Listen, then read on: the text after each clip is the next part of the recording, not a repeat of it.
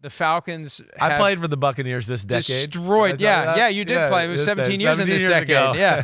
But the Falcons, man, I'm impressed. It's the one game we disagreed on other than the Thursday night game. You picked the Falcons, I picked the Bucs. I still thought the Bucs were going to pull it out late, but Kirk Cousins, even with Antoine Winfield Jr. back, Kirk Cousins lighting up the Bucs for 3 touchdowns or 4 more touchdown passes. He's got 8 this season in 2 games.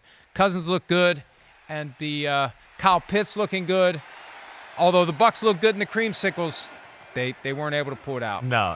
This Atlanta offense it's damn good. They're dangerous. Yeah, I know they lost to Seattle last week, but really, I mean, they moved the ball up and down the field on the Seattle Seahawks too. Yeah, that second Pitts touchdown in a primetime game, that's North Korea.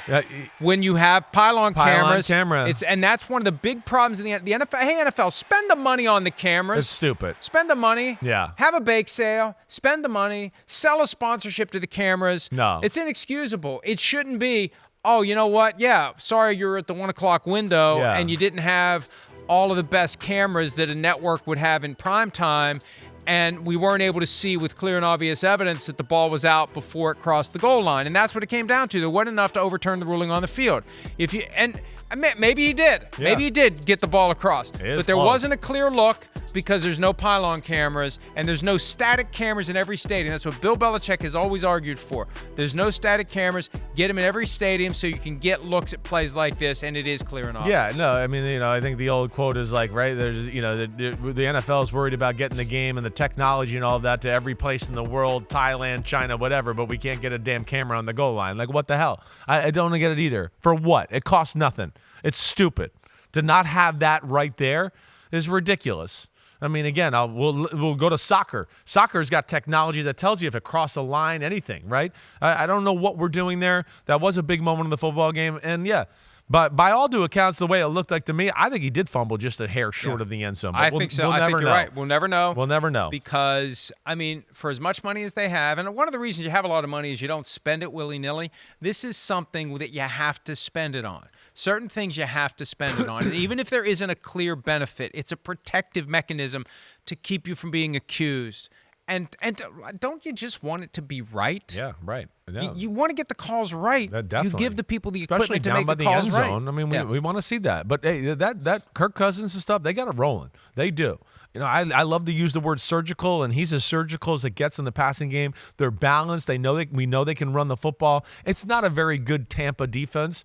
I will say, I'll give Tampa credit too, though. Made some big plays. We saw them feature the backs in the passing game. Cade Otton looks like he's going to be the guy they feature the passing game on or around on the offensive side of the ball. And then, 2 things just to hit on where just were big. The Bucs fumble early on in the football game to start the game, give the short field touchdown. So the Falcons get going right away. And then later to start the second half, the Falcons are up 24-17, and the Bucs decide to fake punt. And they give the ball right back to Atlanta on the 36-yard line, and they score a touchdown, and it's 31-17, and that was kind of night-night.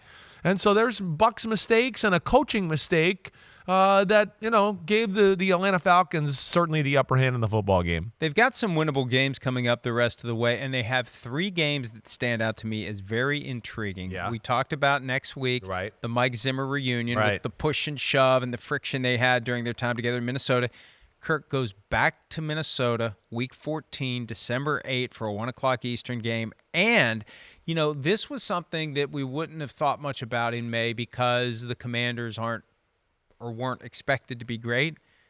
Kirk goes back to Washington. Oh, geez. Week 17. It's the revenge tour here. Yes. Yeah. Unreal. Right. Yeah, that's pretty damn good. Yeah. It is. They're a defense that you still want to see play better, be better that way. But I really think they know they're not great on defense. They're just hoping that, hey, Kirk Cousins, the offense, they'll play well, and hopefully the defense can get a turnover or 2 just to give them an extra possession and to let their offense kind of pad the lead that way. That's when the Atlanta's at their best. But, man, Kirk Cousins, that pass game, they're clicking. Hi, it's Mike Florio. Thanks for watching PFT on YouTube. Hit subscribe for the latest news and analysis from Pro Football Talk.